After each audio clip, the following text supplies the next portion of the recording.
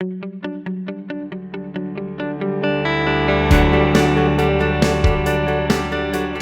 on today's show, we're going to be discussing common misconceptions about SEO. What does that mean?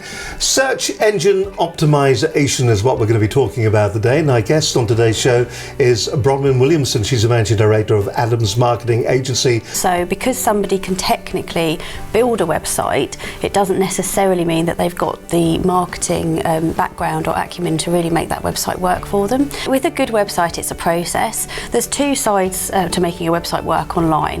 One side is making sure that you've got good visibility, and that's really about things like how technically accurate the site is it to current best practice, have you got all of the different things in the right place to make the search engines find you. But then the other side to it as well is how attractive the site is, how sticky the site is. One is about driving targeted traffic and the right type of traffic to your site, and the other is what happens on the site and how do you engage with people and how do you convert those users into customers. I think sometimes if you're in a business, you're very, very close to it and you've built a website, perhaps there's been a lot of input from people within the organisation as well, you are almost too close to it, so it's much easier for somebody to come along with a fresh pair of eyes and to see the things that perhaps you can't see because you're almost too close to the site and what you're trying to say. But really it's always been about relevancy, it's always been about good quality content, and that hasn't changed, that's stayed consistent.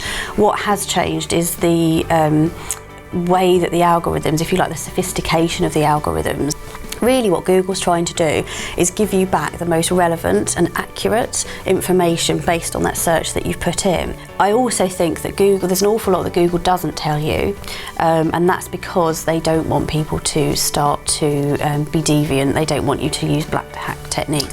No sort of self-respecting SEO agency would ever use any black hat techniques. It's simply not worth it, because what will happen eventually is they may work for a short period of time, but as soon as Google's algorithms catch up with that technique, you'll find yourself going down in the search engines. One of the ways that Google looks at how relevant your site is on the page, so all the things that you can do to your website, and some of the things that Google uses to see determine the relevancy and value is off the page, and link building formulates part of an off-page strategy. I think the most important question to ask when you're engaging with an agency is, does this agency have an understanding of my business? Can they really get under the skin of my business? Do they really understand what I'm trying to do, what I'm trying to achieve, who my target audience is? Those are the first questions really that you need to ask for a successful website. But then after that, it's about fit sometimes. It's about how does that feel? Do you feel that they are going to be your partner in this? Do you feel that they're behind your business? Do you feel that they have a good understanding of your business?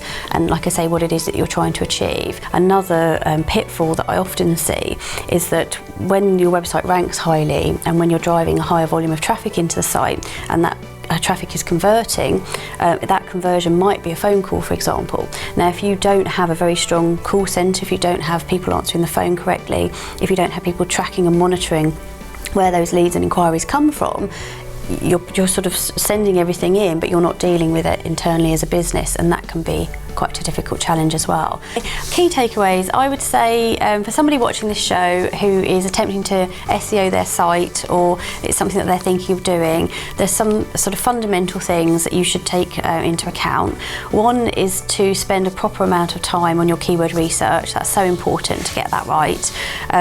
Don't put the keyword tag in. It's not a ranking factor anymore. Don't look at page rank. Again, it's not a ranking factor. It hasn't been since 2013. Look at domain authority instead. It's much better. There are about 100 different ranking factors that go into domain authority, but you can find the domain authority of your website. There's lots of free tools that you can use to do that. Another good thing to do is to have a look at how your site is being picked up by Google. And again, if you Google cache my site, you'll be able to find out exactly how the search engines are looking at your website, because it will show you the information that they're picking up, and that's quite interesting to do, because sometimes it can give you a completely different view to what the user's seeing.